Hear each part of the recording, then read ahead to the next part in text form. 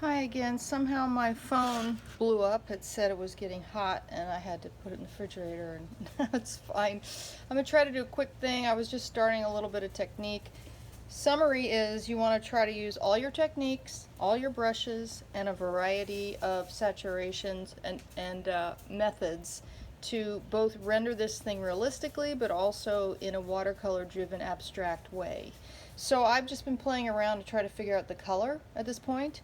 I've been working mostly with temperature, figuring out that red. Turns out that red is cool in the middle and warm on the sides. So I put a little orange in it on the edge and I put a little blue in it in the middle.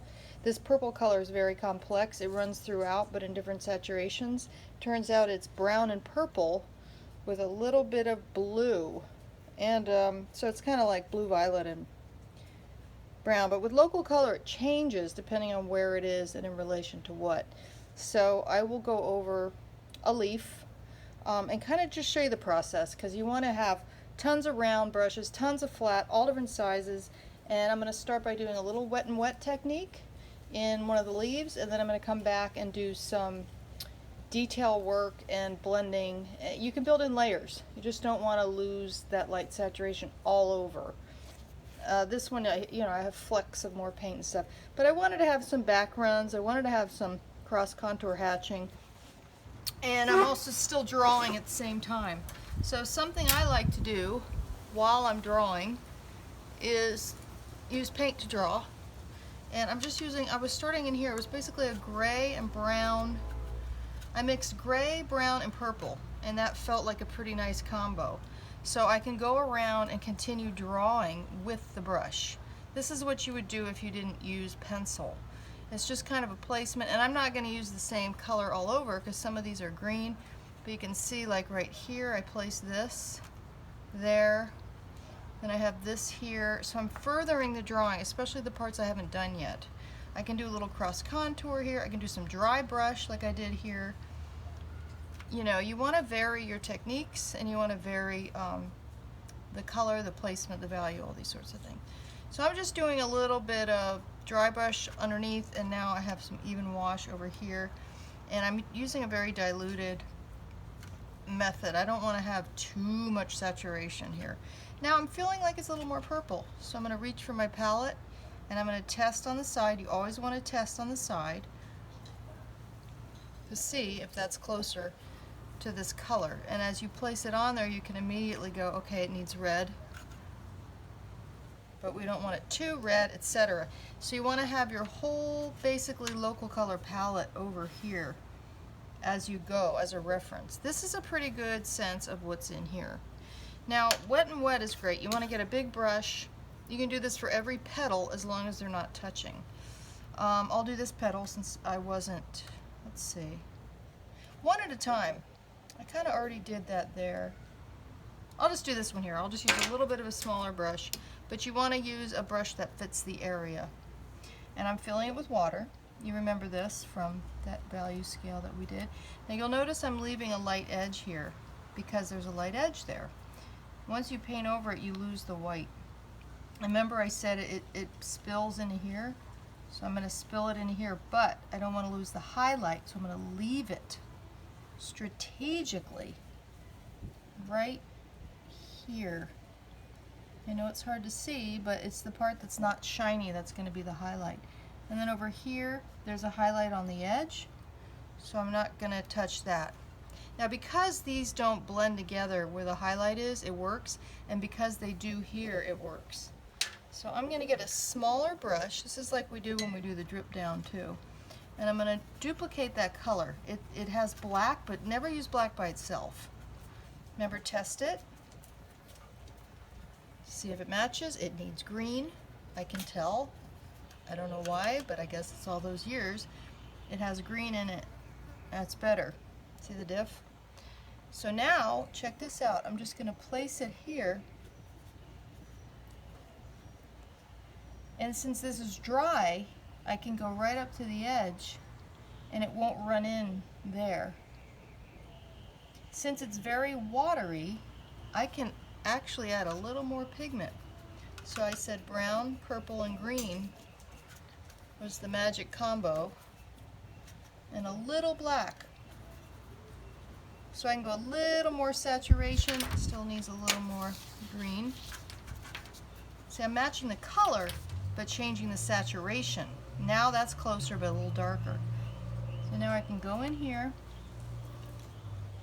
right to this edge, and you can continue redrawing the picture too, moving things around as needed. You might notice a mistake, and this is an opportunity to correct that. And since I wet this first, I have time. That's too green. But there is a green right here, but I don't want to cover all that right now.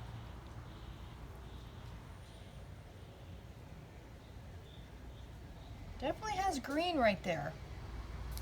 Might not be able to see it from up there, but... And I'm starting to see how it moves. Which way does it move? Where can I do some cross contour to this thing later? But so you can get the hard edge because it's still wet. And up there it's dry. This is a really great way to do a first layer. And it's a way to start getting familiar with the local color as you go and deciding where you want to leave white. A lot of red and green in here. Now right here, where this ends, there's a red behind it with a white, sort of a white line in between. So I can actually keep going in this spot simply because a lot of these leaves have a little white edge. So I can go back to my warmer red, which is basically, I just made a very red-orange. And I can go in here, since this area is flat, it's not a place to do wet and wet blending. Too pink, I should have tested it. See, it's too cool down here. I'm gonna add a little yellow to it. Oh, way better. If you add yellow to red, you get this really pretty, warm temperature. Now see how I'm gonna leave a gap? You can't make a line with watercolor that's white. So what you do, and if you did, it'd be ugly anyway. This edge of the pot is white, so I'm going to stop there and leave this edge here.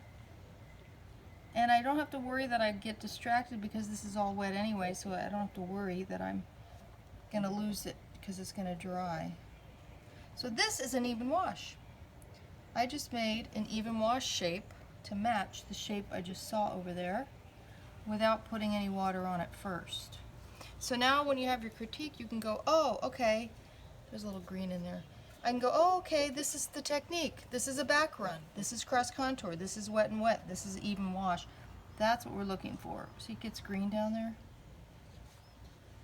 And if it does a little background and looks good, you can do it, because we're getting to a place now where you want to control it, but you also want to let it be.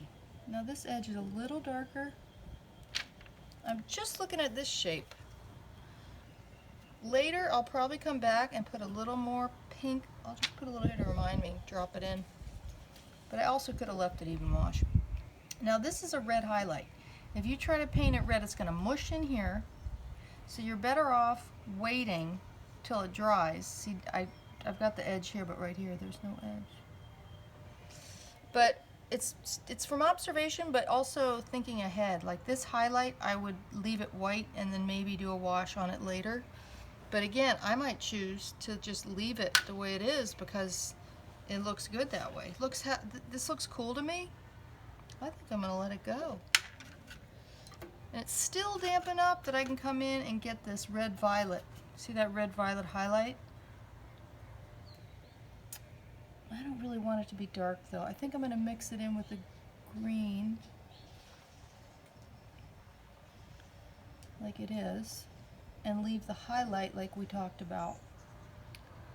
The highlight is here. And it goes all the way down to here. So I'm going to take care of this later.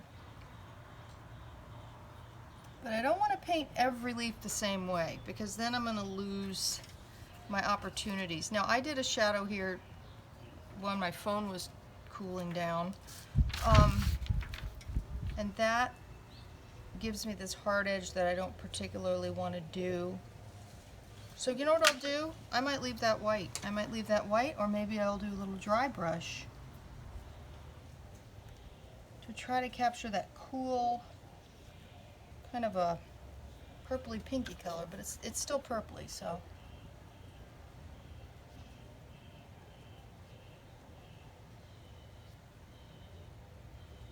Trying to get a variety of techniques without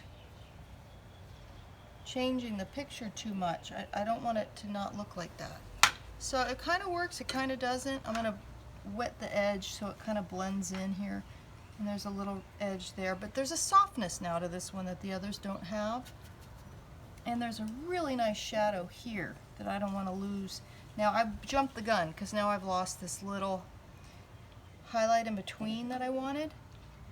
It works there because this is dry, but the other one, it was too soon. So what I'm going to do is take a paper towel, always have a paper towel. I'm going to roll it into like a really tight little roll thing, and then I'm going to fix this as best I can by pressing once really hard and lift. Now I have my highlight back that I just accidentally got rid of. I see a green yellow here, so I'm dipping in my yellow green, but again I'm doing this particular leaf more abstract, so I'm going to pull the green in with that same sort of dry brush approach. And if it's not dry enough, I had to paper towel it, because see how cool this is? I'm actually digging this more than some of this other stuff. So let's say maybe I decide to start over or do another one for extra credit, and I can do this technique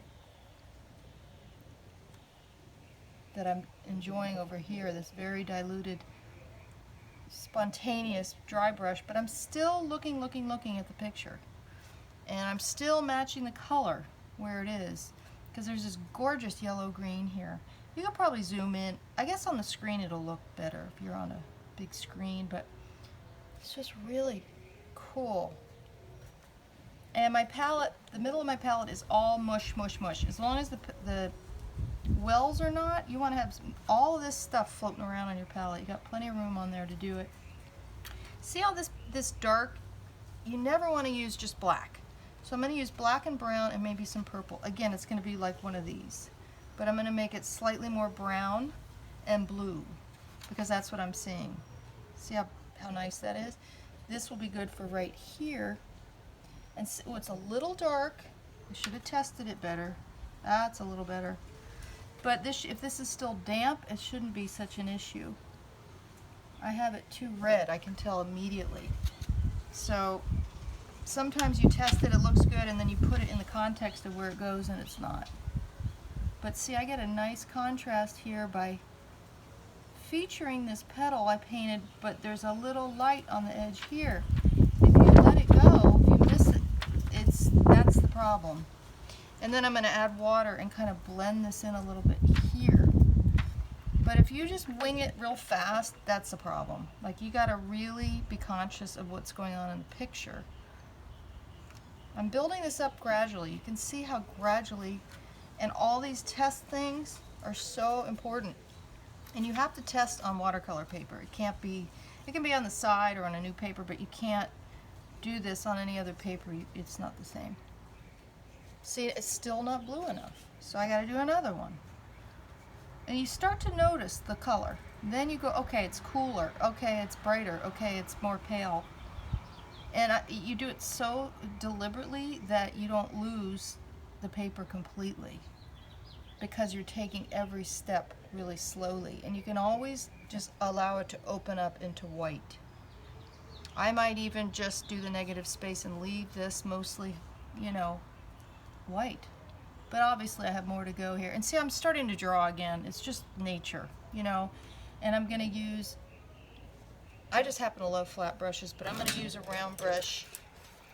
Let me make sure my cell phone is still operating. Just couldn't believe it when it blew up like that. It was like, emergency, emergency, cell phone overheating. Okay. Whoop. Now it's getting windy. But you can kind of start to see that, and the goal is when you pick it up, it's starting to feel like those colors. That's what local color is, regardless of medium, is that when you step back, you're getting a sense of value, temperature, color, and saturation. It's just so gorgeous, this medium.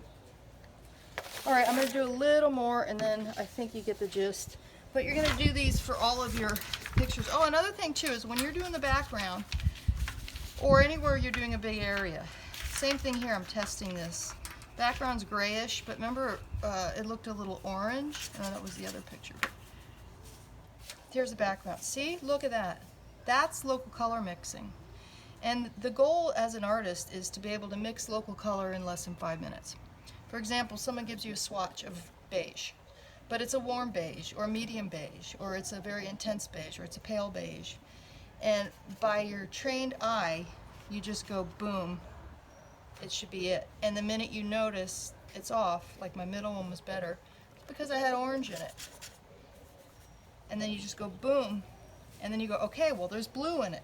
Well, there's black in it. That's what local color mixing is. And it's trial and error, and it always involves multiple piles within piles. People tend to make one pile and use it for everything, or one brush and use it for everything. Beautiful. Now, of course, in watercolor, it's going to be a diluted version of that. What if I want to do a dry brush out here? Like we do in beginning, in a lot of classes, beginning classes of watercolor, we use the dry brush, and you can do it anytime, to feature the edge of something. See, now I'm feeling like it's more pink. I can also use a combination. See, I'm getting closer, even though I'll never have that kind of intensity. And I'm also using a brush that's appropriate for the subject. Now, this is another thing I'm doing, is hard edge. Remember hard edge, where you drag it along. We did this in the glazing before, where you create a really clean edge right there. Boom. I'm kind of liking all these colors together. And I'm not going to use that horizon line. I think I'm going to, so you can make choices as you start developing this about where you're going to leave white and what you're going to let go off the edge. Okay, and then one more thing I wanted to show you is when you paint like a white line, instead of painting the line, paint around the line and then paint inside it with whatever color's there. Because then look, you've created this gorgeous white, thick, untouched, unpenciled line. And that's what we want the most in watercolor, is to have these gorgeous moments like that. I left a lot out in my doodle, but you can always draw with, I'd like to draw with flat brushes, but I'm just used to them. Anyway, I digress. I'm doing too much fun with the dry brush. But again, like, I want to decide what I'm going to leave. What if I only want to do a couple more petals? What if I want to just do one more? And you can do this on all flowers. You want to find one that's not touching anything, that's dry. That one's dry.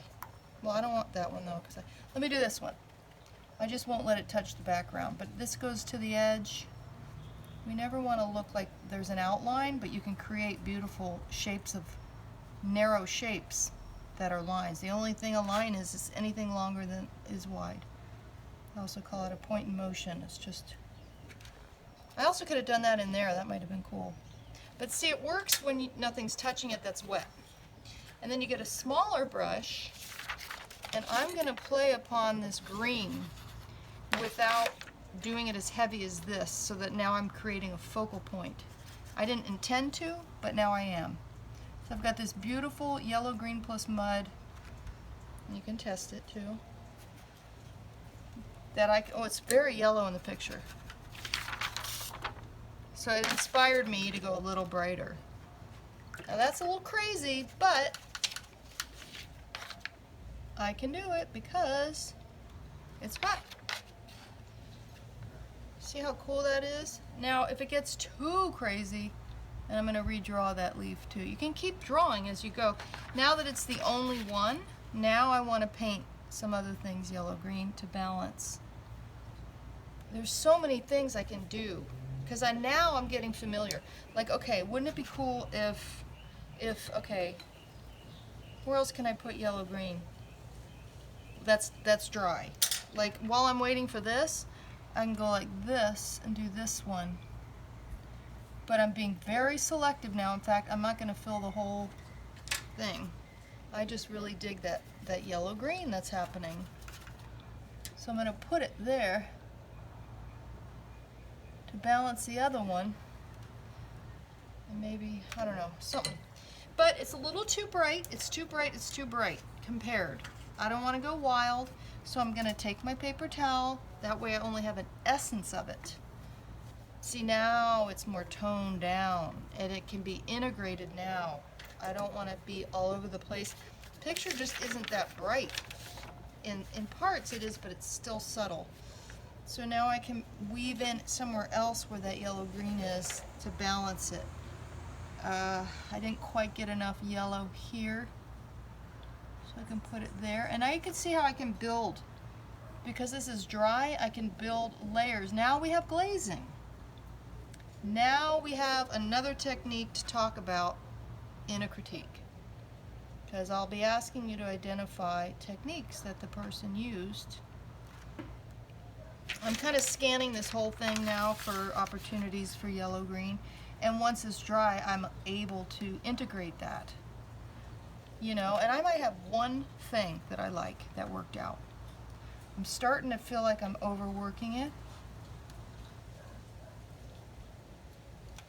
I kind of have to go one direction or the other. Am I going to do the whole thing more realistically here? This needs warm. See, now that it's dry, I can put the warm on.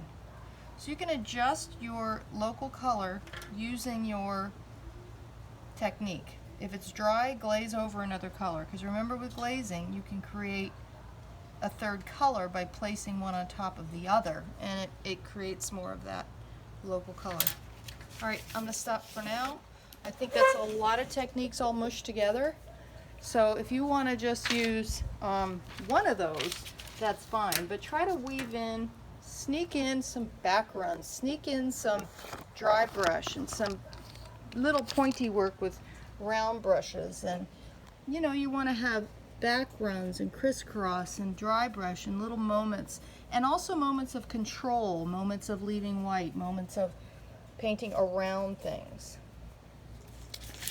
It has a long way to go in terms of realism, but you can see I'm starting to get a sense of the color systems.